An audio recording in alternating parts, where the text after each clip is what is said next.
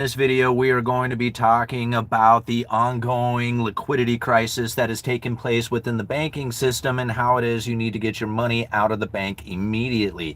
This is at least what I was just told just recently by, a gentleman who was talking with me and asking me about the ongoing unfolding liquidity crisis that is happening within the banking system. And I said, can you please explain to me what it is that's actually happening out there? I'm not sure. I haven't heard it, right? And, just basically trying to see what it is that he was seeing or understanding from this ongoing liquidity crisis. Now, something that I found very interesting is that if you go and you look at some of the information that a lot of people are delivering out there, they're talking about this huge drawing from the repo facility into the banking system. And so a lot of these banks, they went to the repo facility essentially to get liquidity, and it was a lot of money too. It was like $50 billion or something very close to that. Now, this is where a lot of people looked at it and says, oh my gosh, there's some sort of crisis taking place. Look how much money is being drawn from the repo facility going to the banking industries now, or the banking. This is essentially something over 2019. There was liquidity issues happening then. Interest rates shot up on the overnight lending basis. The repo facility stepped up and started handing out liquidity, the non-QE QE. Now, when I heard some of that information out there, very few people took into consideration that not only was there a huge withdrawal of liquidity money from the repo facility, but there was also a huge deposit that went in at the exact same time, almost to the same amount. Now, how many people are actually talking about that? Like, there was this overwhelming amount of liquidity that was drawn from the repo facility, but there was also a bunch put back in, making it almost essentially a net wash. And it's interesting, I left a link down in the description for you guys. This is one of the reasons why I didn't get so excited about it. It was just like, well, what's really going on here is the repo facility is performing the task in which of what it was designed to do. Like, this is exactly what it was supposed to be doing. In fact, I left a link down in the description to a Reuters article that describes just that very thing. Let me see where I can find the quote here. Oops. So in here, let me see. It's down a little ways. In this article, it says, our long-stated plan has been to stop the balance sheet runoff when the reserves are somewhat above the level we judge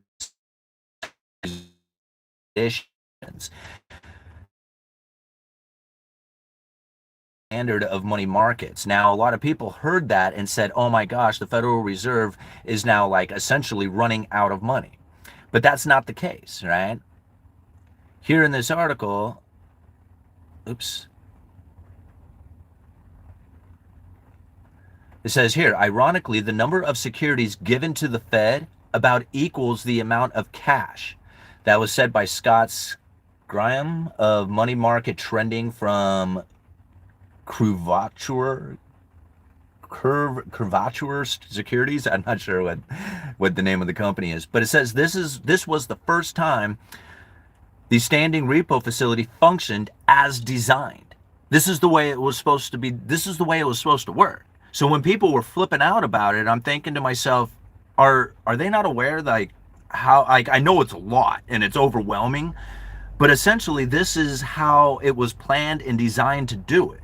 It was to provide liquidity and have a spot to put liquidity when the situation called for it. It's like, this isn't a crisis situation. This is a situation that they were essentially planning to do. In the design of the standing repo facility. So I just don't get it when people say, man, you need to get your money out of the bank now. There's this huge liquidity crisis taking place. And I'm like, are you sure? Like, are you sure about that? Because it seems to me that this repo facility is performing exactly the way it was designed to do. In fact, it's like the first time that it's really performing the way it was designed to do. So again, like, I don't look at it as something that it says, oh man, here, this crisis situation is happening here. You got to get your money out of the bank now. To me, I'm thinking to myself, it was just like, what is it that you're exactly looking at? One side of the information that says, man, there's this huge liquidity draw coming from the repo facility, which means that the banks are now in fear of not having the cash in order to perform their duties. And I'm thinking that's not the case. Although, see, the issue that we now face is the Federal Reserve in an attempt to control the mindsets of the people and their expectations. That's it. That is it. It's the inflationary pressure that the Federal Reserve or some Fed officials are worried about, right? That inflationary pressure isn't from their monetary policy. That's what I find very interesting about this whole thing. It's not them and their monetary policy that is creating it. It's the elevated inflation expectations due to the credible threat of tariffs, due to the credible threat of wars, due to the credible threat of supply chain breakdowns, whether it was from COVID or war or tariffs, whatever it is that creates that fear, uncertainty, and doubt about whether or not the supplies are coming in, whether or not the ability to acquire the things at the price that we are expecting it is going to be there. That is what they push.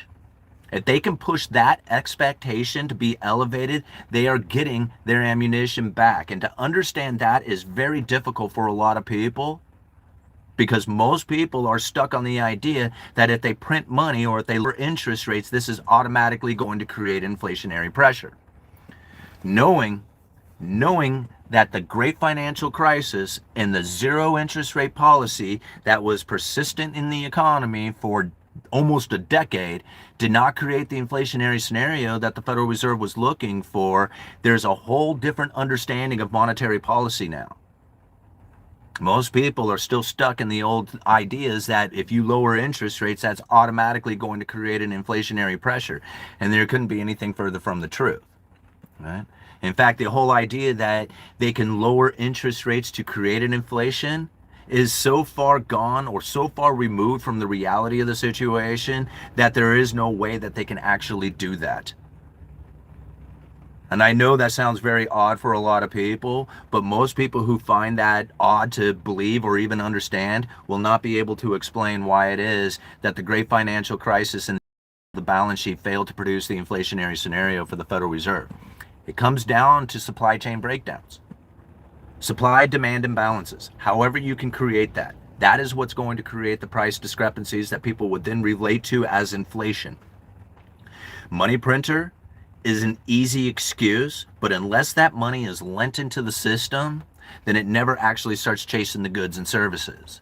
This is the reason why quantitative easing 1, 2, 3, and 4 failed to produce an inflationary scenario, is because it ended up as deposits on the big bank's balance sheet, and unless those banks lent it into the system, it didn't chase the goods and services. This time around, when we had the COVID shutdowns and the stimulus packages, two profound things took place. One of them was the supply chain breakdown. You sever the supply chain, tell people to not manufacture, don't distribute, don't stock the shelves, and then here's a stimulus check. Go out there and buy all the remaining stuff that's on the shelves. What's going to happen? It's going to zap out inventory. What do you have after that? Supply-demand imbalances. Have we ever recovered from that? We never did. We never fully recovered. Now, some industries did, like lumber, right? Lumber almost had an instantaneous recovery, right? It took a minute. There was some equilibrium that needed to be found, oversupply to undersupply to oversupply, before it finally found a balance. But here we are, very low inventory, very low prices. Mills are in curtailment. There is no inflation in lumber. Gone, zapped, right? Zapped away. If it's destruction of dollar, right? How come it is that the lumber prices are the same price that they were back in 2018? It doesn't have to do with lumber, it had to do with supply. Supply versus demand. That's going to be the case every single time. I mean, even just think about it now. Here we have an administration that swore up and down that these tariffs were going to bring manufacturing back to the United States, going to bring all this money back to the United States, make all those global corporations out there who are manufacturing and sending their stuff to the greatest consumer in the world, the United States. We're going to make all these people pay their fair share. Right? And now what do you find for articles like this one? No doubt the tariffs raise consumer prices. No doubt. Yeah, you think? I mean, right? I mean, what else was going to happen? Do you honestly think that the profit that those corporations are seeking are going to get cut? Maybe for a second. Then who pays for it? You at the bottom end, right? You at the end of the line. The consumer always pays for everything. They pay for the taxes, they pay for the profits, they pay for everything. It always comes down to the consumer. So I don't care if you say, oh no, the consumer's not going to pay for this. We're going to make these people pay their fair share. Yeah, give it just a minute. Give it just a small amount of time, and I guarantee you it'll come down to the bottom line and the consumer will pay for it. Every time. All right? Charts show how Trump's tariffs effects on the economy and the consumer. Right?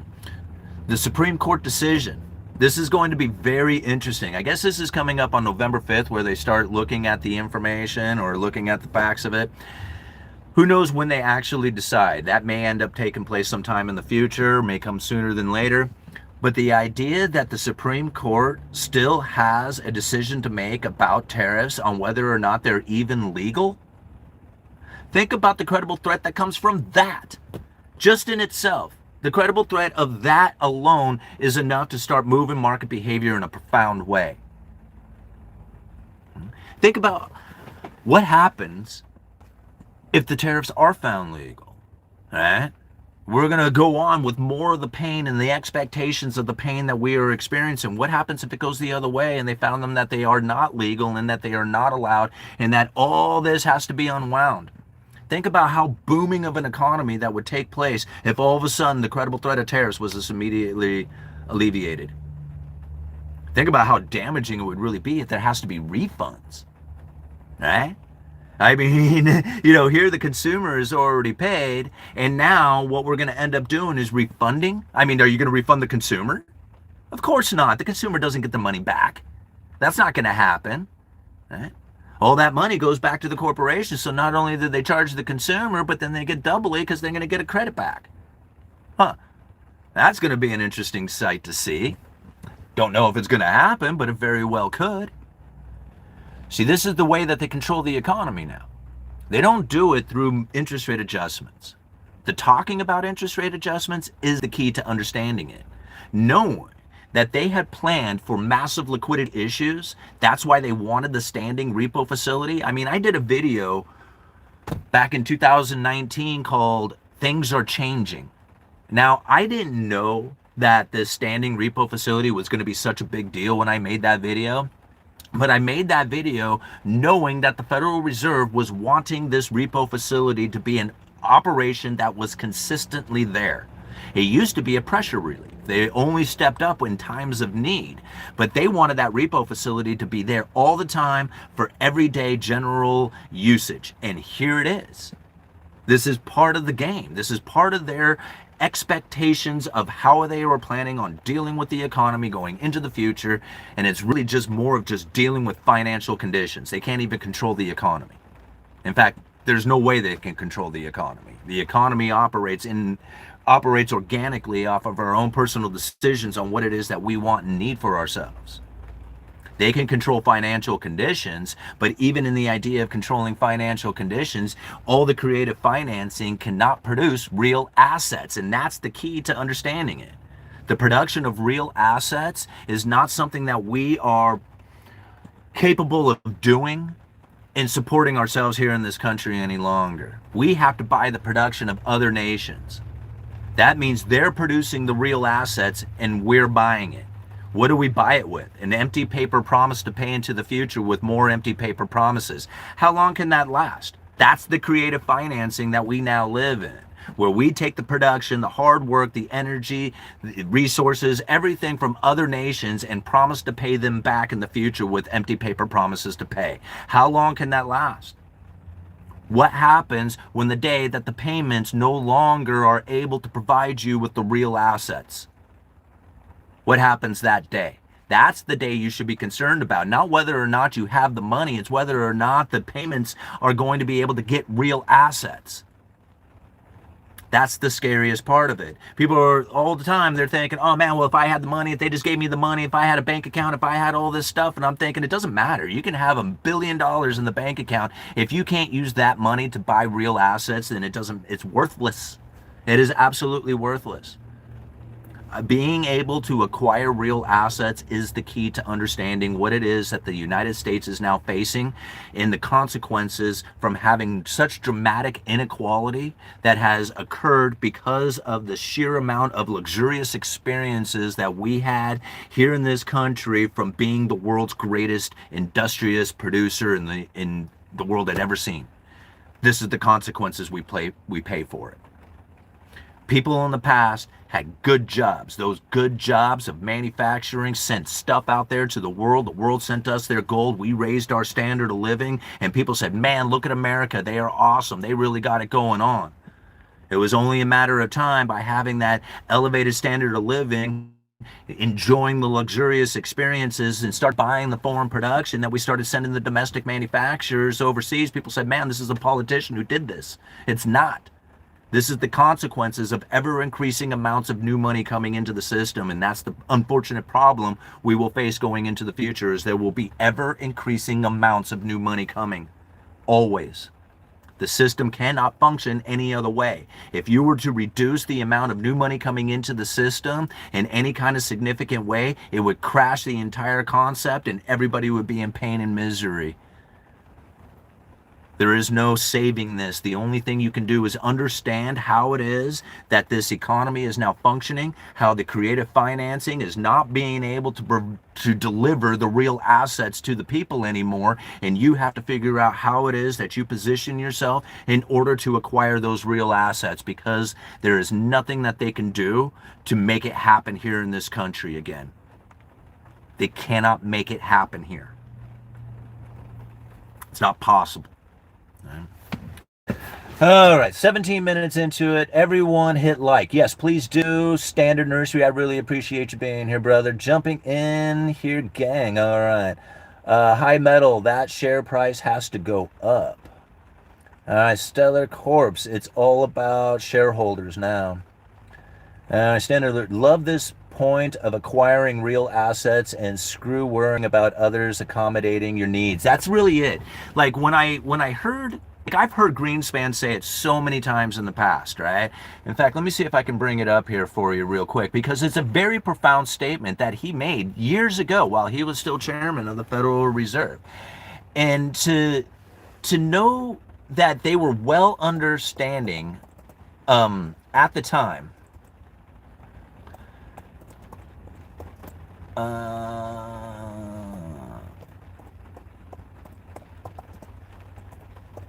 that they were so well understanding at the time of the situation that they were facing as far as being able to make the payments, but those payments not being able to provide for the real assets. Here, let me play it for you real quick. Hopefully there's no commercial at the beginning.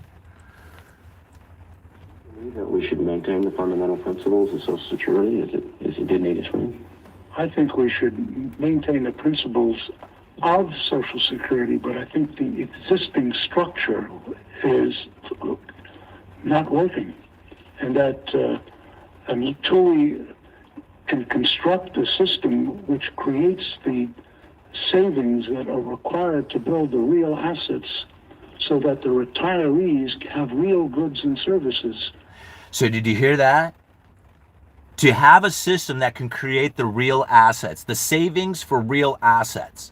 Let me play it back here just a little bit, because it's really important. To build the real assets so that the retirees have real goods and services. We don't have a system that's working. We have one that basically moves cash around, and we can guarantee cash benefits as far out and at whatever size you like, but we cannot guarantee their purchasing power. And this is why the issue ultimately has got to be resolved in terms of, do we have the material goods and services that people will need to... Do we have the material goods and services that people will need? Bang, right? More and more we are purchasing the real stuff from other nations out there and not producing it here. We don't produce it here because we cannot compete against those people out there in the rest of the world who are doing exactly what it is that we could do so much cheaper than we can do it. All the creative financing in the world won't fix it. Let me back it up here and play it again. It's got to be resolved in terms of, do we have the material goods and services that people will need to consume, not whether or not we pass some hurdle with respect to how legal financing occurs, because... Right? See, it doesn't matter how you creative, financial, all that other stuff, unless you can actually produce it, the material goods and services that people will need. If you cannot produce it yourself, you have to buy it from somebody else. And eventually you'll get to the point where the purchasing power won't do it. The financing is a secondary issue, and it's the means to create the real wealth, not an end in itself. You see that? They use the creative financing to acquire the ability to get the real assets, but it's not an end in itself. If you cannot create the real assets, you will fail. It's only a matter of time. Somebody out there will not send it to you. If you cannot produce the real assets, if you do not have the ability to have the material and service within your own nation, within your own capabilities, then you have to buy it from somebody else, and the creative financing will eventually fail. That's the problem we face. It's scary as hell for most people to internalize and realize, to accept the fact that we are now sitting in a situation that cannot be repaired. Like, never going to be repaired. Getting your money out of the system does not fix the system. Getting your money out of the system doesn't save you, doesn't protect you from the system. The ability to produce real assets, that is what you need. Having the real assets, or the ability to acquire those real assets, having the ability to produce those real assets. Other than that, we are going to go into more creative financing in order to continue the system going. But unless you are producing it, you're going to have to buy it from somebody else. Yep, I agree. Bullets too. America, you're screwed. Buy a goat. Goats are awesome. I'd buy your silver for $24 an ounce. But we don't compete before and things worked. But we didn't compete before and things worked. Jimmy, you're absolutely right. We didn't compete before and it worked because we were a rising industrious nation. See, we were very poor. We were a very poor nation with poor people from all over the world coming to this nation to try and acquire what it is an opportunity. When we had such a profound amount of people from all over the world, they brought their skills, their talents, their ideas, and everything that they had worked on from their own locations back in the world, wherever it was, and they brought it to America, and we all started sharing these ideas. Next thing you know, we have this industrial revolution that has taken place, that we here in the United States were a manufacturing powerhouse. Now, if you go and read this essay, Cantillon essay, chapter 6, 7, and 8, part 2 of the essay, 6, 7, and 8, the increase and decrease of money to the state, explains exactly how it goes down. Let me see if I can actually give you the abstract at the beginning of one of these. It's so telling. Let me see, I think it's chapter 7 if I remember right. Let me see if I can bring it up here.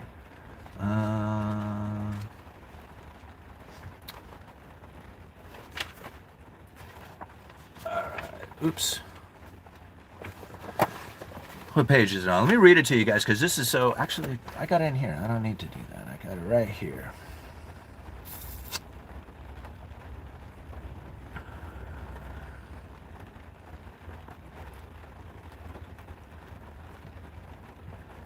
Cantillon's essay on economic theory is probably one of the greatest things that you could ever take the time to read. Now, there is a link down in the description to an Amazon affiliate link in which that you can buy this essay off of Amazon. I'll get a little commission off of it, but you don't have to buy the essay off of Amazon. You can get it for free at the Mises Institute just by Googling Cantillon essay on economic theory. You should be able to find it right away.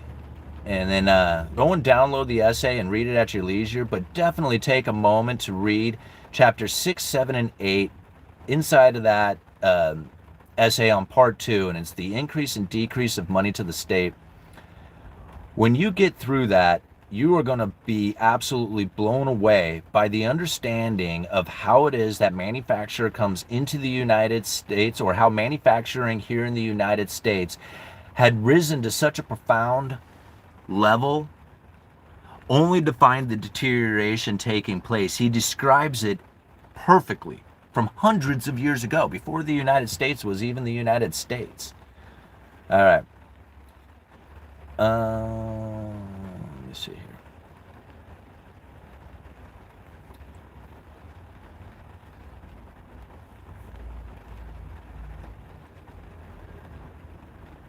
Okay, this is chapter 7. It says, more on the increase and decrease in the quantity of money in the state. Where there is an increase in the quantity of money, prices will increase depending on how the new money holders decide to spend their money.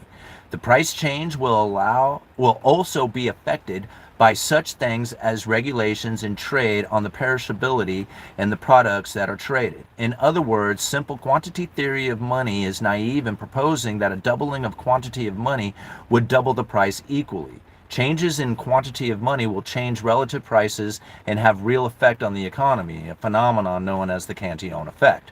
Right? So basically he's talking about the increase and decrease of money into the state that creates the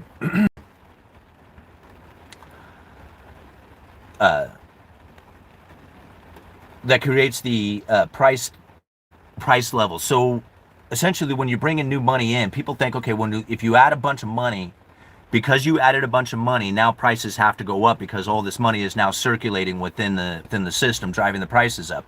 But that's not actually what's happening. What's going on is when the new money comes in, people are taking that money and they're consuming. As they start to consume, that more consumption creates the supply-demand imbalances, and now you have the prices moving up. So ultimately, if you have new money coming into the system and it's going to bring up the prices of everything equally, then all that money has to enter all channels at the same time equally. But that never takes place. Money comes in certain areas and leaves other people lacking. Right? What they do with that new money, the people who have first access to it, will then change the course of the economy. So if they're dumping their money into the housing but nothing else, and you would see housing rise while everything else is staying still. Right? This is chapter 8. The increase in the supply of money from a balance of trade eventually causes prices to rise, right? Because of the balance in trade. This in turn puts pressure on domestic producers and increases the imports. The result is that the balance of trade is reduced and eventually is negative. This is Cantillon's price specie flow mechanism, which demonstrates the reason for the tendencies for equilibrium in international monetary flows. The balance of trade can result in economic power, right? Just like the United States being the world's greatest manufacturer, increasing our power, right? The balance of trade can result in economic power, but this also causes the economy to lapse into luxury and decline. Right? So you get all this new money in, you're living this wonderful life. We had this great experience here in America being a manufacturing powerhouse with these great manufacturing jobs that were able to produce enough for the wife and the kids and the house and the retirement and college and all the other wonderful things that the American dream would expect. And now it doesn't work anymore. We want to blame it on politicians, but ultimately what was happening is that our rise in our luxurious experience, by even having the house and the wife and the kids and the cars and all that other stuff, which most people find to be a very normal thing, believe it or not, that is a luxurious experience. And by having that luxurious experience, we raised the prices of everything around due to that added consumption, and the foreign producers started bringing in. Domestic manufacturers had to go. Now, we can blame it on politicians all day long, blame it on greedy corporations, but Cantillon described it from 250 years ago. I don't know why you would want to reinvent the wheel into something else. This is what's going on. All right. Wayne, in the U.S., you can't drive 5 blocks without seeing a church. There's like 375,000 churches. Wow. Just purchased the Cantillon effect on Amazon. Thanks for all you do, you we. Well, thank you, Richie. I really appreciate the support. And remember, you don't have to buy the Cantillon essay off of Amazon. You can get it for free at the Mises Institute. But you can continue to support the Uneducated Economist through that Amazon affiliate link just by clicking on that affiliate link and then filling the cart up with whatever you want to buy from Amazon. Just click on that link first, and I will get commission on all the other things you buy that you put in the cart for the next 24 hours and then purchase in the next 30 days. So anything you're ever going to purchase off of Amazon, just come to the Uneducated Economist YouTube channel, click on that Amazon affiliate link, and then go shopping like you normally would. And I appreciate the support, guys. All right. They raised the price of my HBO Max subscription, so I canceled it. Right? Poker is fun. Standard Nursery. Does Cantillon get into the increase of efficiency? Think automobile now versus originally, which did come with an increase in the demand in luxury. Obviously, Cantillon's day is like, centuries and centuries ago. So things didn't like inventions and stuff like that weren't exactly coming in cell phones and airplanes and all these other things that we use today for commerce. I can't even imagine him trying to having the concept of those things. But he does talk about the efficiency of transportation. Like if you can perfect your navigation skills, which would essentially be like an increase in efficiency, then even if you are producing something that is higher cost to produce than say a foreign competitor out there can do it, if your transportation is cheaper or more efficient than theirs is, and you can distribute your product more widely and quickly and cheaper than the competitor can do, even if they're making it cheaper than you are, you can still be in the game, right? Because you can distribute it better than they can. That will only last until they perfect their navigation, and then you lose out on that. So yeah, he does address it in some sense, but then you have to kind of get creative on applying it to conditions nowadays, because he couldn't even imagine some of the stuff that we got now, digital currencies and internet transactions and stuff. Couldn't even be able to, I don't even think you could explain that to him, even if you were to speak with them today. Will be worth even less in the future when the Fed money printer starts going. I don't know what it is that you're addressing there, Giannis. But most people look at the Federal Reserve and them causing inflation as them doing something that is bad, wrong, against what it is that would be intuitively correct. Like people think about the money printer in the inflationary scenario that comes from it as some sort of evil intent. And what I find very interesting about it is that the Federal Reserve during the great financial crisis wished and hoped and begged and dreamed that they could get an inflationary scenario. And even all the money printing, the expansion of the balance sheet, extra low zero interest rate policy, forward guidance, all that other stuff, it failed. It failed to produce the inflationary scenario that was looking for. And they were desperate for inflation when COVID hit. When COVID hit and all of a sudden massive stimulus and inflation's running wild, the Federal Reserve was like, oh, finally saved. Like, you don't believe me? Here, check this out. This is incredible. I came across this speech the other day, and I think, man, if anybody was to actually read this speech, they would be blown away as well. Let me see if I can find it here real quick.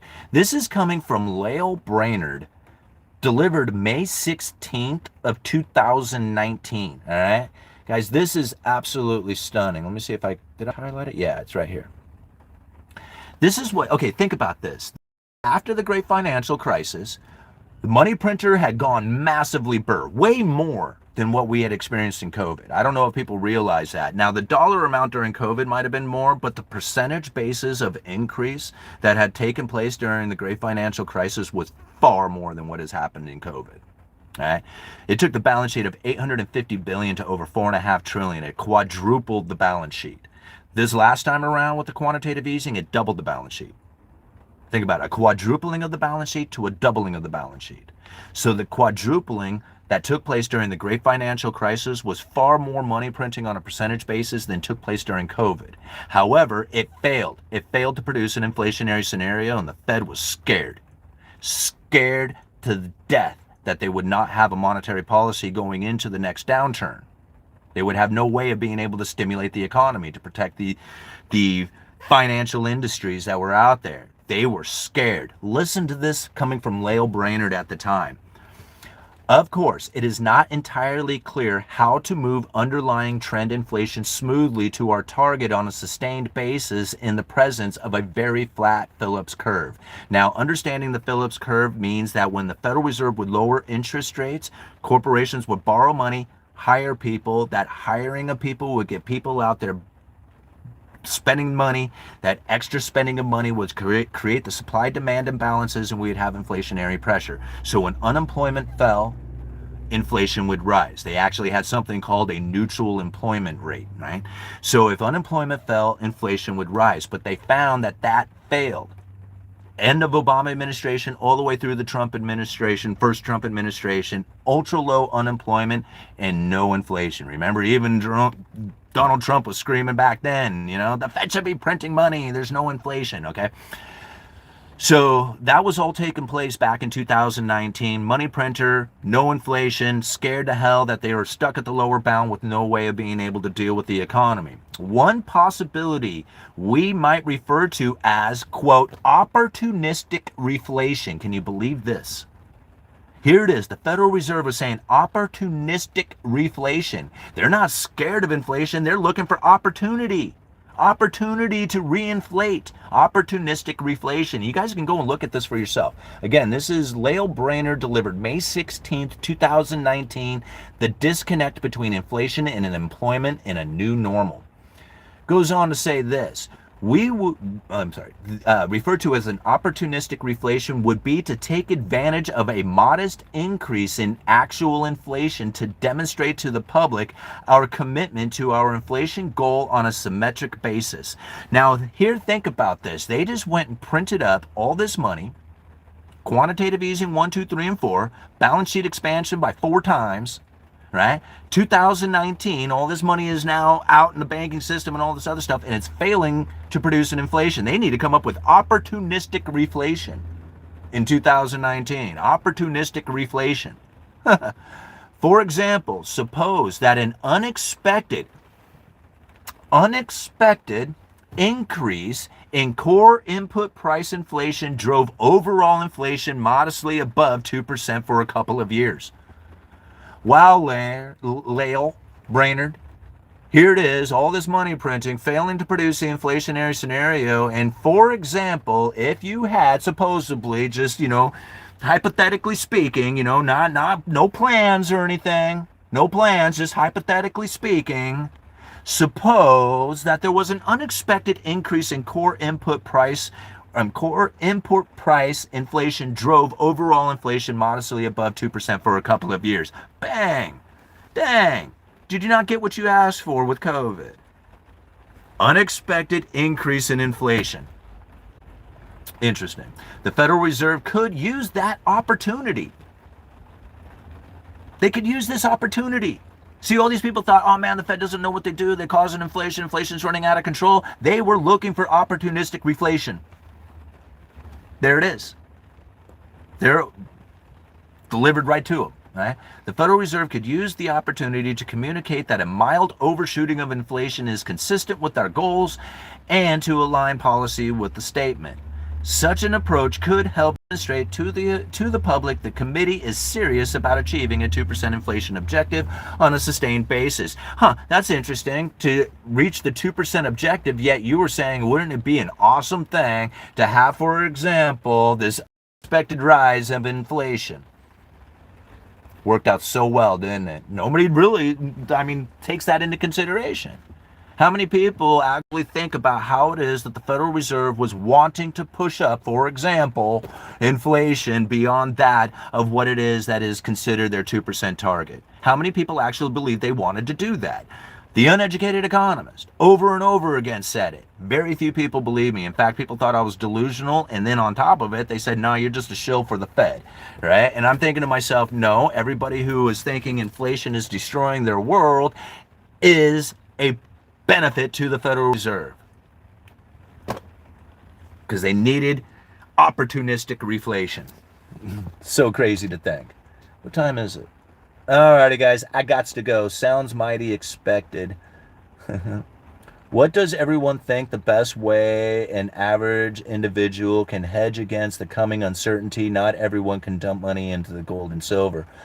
Robin Wilder, the only thing that I can offer up to you is to have a very good understanding of what it is that's taken place with monetary policy through the words of the Federal Reserve. Now, I try to deliver this message as many times as I can. I don't know how many speeches I have covered over the years to try and share what it is that monetary policy strategy really is, because the propagandized media information is exactly that. It's propagandized. They talk about how they would use the mainstream media narrative to deliver the message. They talked about that. What they talk about as far as them trying to get to their goals, that 2%, like how many people actually took it into consideration that the Fed was pushing for elevated inflation and inflation expectations to raise the neutral interest rate to save their monetary policy? I have been so adamant about sharing that with you over and over again, and I feel like I am the only one. So if there was anything that can be offered to you to benefit you in your time during this situation that we now face, is to truly internalize the information for yourself, to recognize how it is that the Federal Reserve is conducting their strategy, understand the position that you have taken with your debt, where it is that you need to go with your business, what you're doing for your retirement. All these other things are independent to you. You have to own your own economy, and I know that is difficult because people who are just studying it for the first time are very lost in the fog of obscurity that is out there, and I totally get it. If you stay committed to your understanding of how this is going down, to recognize the underlying economic forces, take into consideration the Cantillon effect, read the essay, right? Learn about Gresham's law, Triffin's dilemma, the bullwhip effect. I mean, you keep studying here on the Uneducated Economist, you will have no other choice but to internalize the credible threat theory. Once you have these things, once you have internalized these things, I assure you the next right answer will start to present itself. You're right. Not everybody's going to be able to dump a bunch of money into gold and silver, but a silver piece, 1 ounce bullion? How much could that possibly? Like, I understand $50 is a lot of money, right? It's a lot of money, especially if you have a day job living paycheck to paycheck. $50 is a lot of money. How many times have you spent $50 in a month on coffee, cigarettes, booze, weed, all these other like stupid little things? Everybody does. It would be easy enough to just say, I'm going to commit myself to buying 1 ounce of bullion a month. 1 ounce of silver bullion once a month. Stay committed to that, because I assure you, you do that a few months in a row, there's going to be a month in which you buy 2 or maybe even 4, right? You start getting into this sort of mindset and you start doing the research, you start understanding the difference between money and currency. You understand how currency can then be multiplied through positioning, through dividend stocks, business allocations, rental properties. You start looking at it in this fashion, pretty soon the economy is opening up to you with opportunities, not limitations. Yeah. It takes time. Everything has to be built. Yeah. Everything has to be built. If you're new to the game, it's going to take a brick at a time. And sometimes it takes a while before you start to see the progress turning into something that is that of like the awesomeness you were looking for. I mean, it eventually will get there if you're committed to it. Alrighty. I gotta go, guys. They're the enemy. Don't think about the enemy, right? There is no enemy out there. See, if you have the enemy, then I assure you, if you feel it deep down inside that they are the enemy, you will fight them. right? You will fight them. And by fighting them, you will generally have a very difficult time being rewarded for that, because it's going to be a difficult battle going into the future. You don't have to join them. You don't even have to like them, right? But you do have to understand the game. It's not a matter of liking the game, but you do have to play the game. Like, you can say, I don't want to play this game. Well, I mean, I see people out there walking around with nothing and soaking wet, and they're all wrapped up in a garbage bag, and I'm thinking, yeah, those people don't want to play the game either. Right? We don't have any other choice.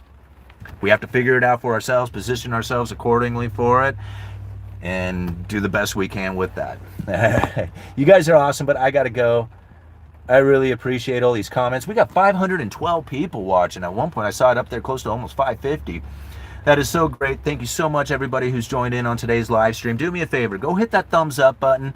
By hitting that thumbs up, we're going to get the YouTube algorithm to grab this video, spread it around for more people to join in. This is good information. This is information that not a lot of people have internalized. This is information that, as a working class individual, you can truly use.